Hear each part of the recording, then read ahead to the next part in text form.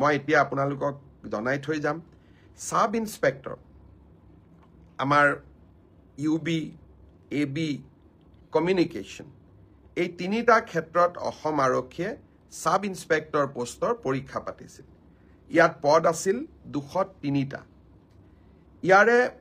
ইতিমধ্যে লিখিত পৰীক্ষা হৈ গ'ল আৰু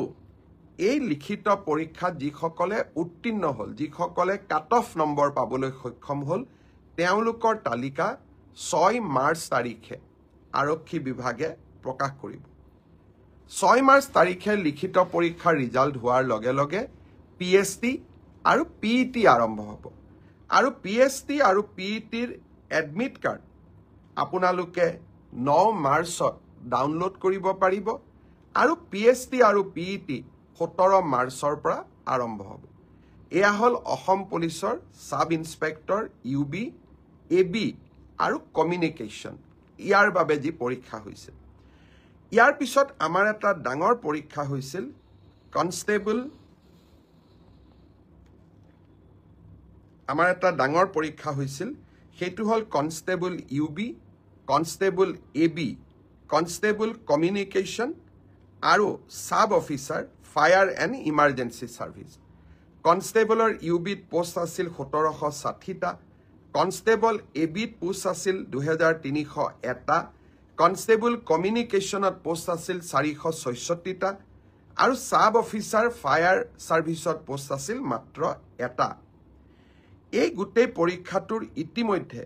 পিএছটি আৰু পিইটি কমপ্লিট হ'ল এই পৰীক্ষাটোৰ যিসকলে পিএছটি পিইটিত কোন পাছ কৰিলে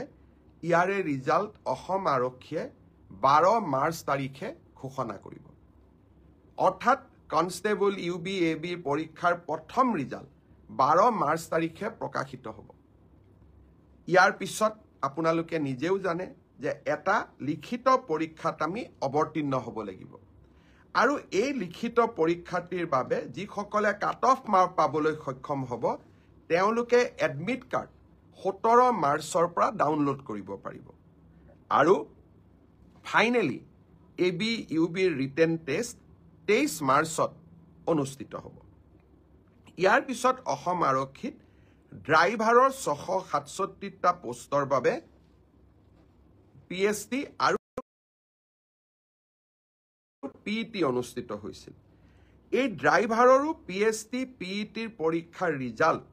অহা পৰহি দিনাখন অৰ্থাৎ 4 মাৰ্চ তাৰিখে অসম আৰক্ষীয়ে ঘোষণা কৰিব ইয়াৰ পিছত স্বাভাৱিকভাৱে ড্ৰাইভিং টেষ্ট হ'ব আৰু ড্ৰাইভিং টেষ্টৰ পৰীক্ষাৰ বাবে এডমিট কাৰ্ডো 4 তাৰিখৰ পৰা লাভ কৰিব পাৰিব আৰু written test driving test written পিছত হ'ব প্ৰথমতে ড্ৰাইভিং হ'ব ড্ৰাইভিং টেষ্ট 10 মাৰ্চত পৰা অনুষ্ঠিত হ'ব অৰ্থাৎ 4 তাৰিখে পিএছটি পিইটি ৰিজাল্ট দিব এডমিট কাৰ্ডো 4 তাৰিখে দিব আৰু 10 মাৰ্চৰ পৰা ড্ৰাইভিং টেষ্ট হ'ব আৰু ফাইনেলি ইয়াৰ পিছত এটা লিখিত পৰীক্ষাটো আমি এপিয়াৰ কৰিব লাগিব এতিয়া মই আহিছো কনষ্টেবল এবি সিডিও অৰ্থাৎ কমান্ডো বেটেলিয়ন এই ক্ষেত্ৰত ইয়াত পোষ্ট খুব কম আছিল মাত্ৰ 164টা পোষ্ট আছিল 164 কাৰণ কমান্ডো বেটেলিয়ন বিলাক নতুন বেটেলিয়ন ইয়াত ভ্যাকেন্সি অহাৰ এতিয়া প্ৰশ্নটো বহুত কম কমান্ডো বেটেলিয়নৰ ৰিজাল্ট আমি আমাৰ কাট অফ মাৰ্কস যেটো পিএছটি আৰু পিইটিৰ যেটো কাট অফ মাৰ্ক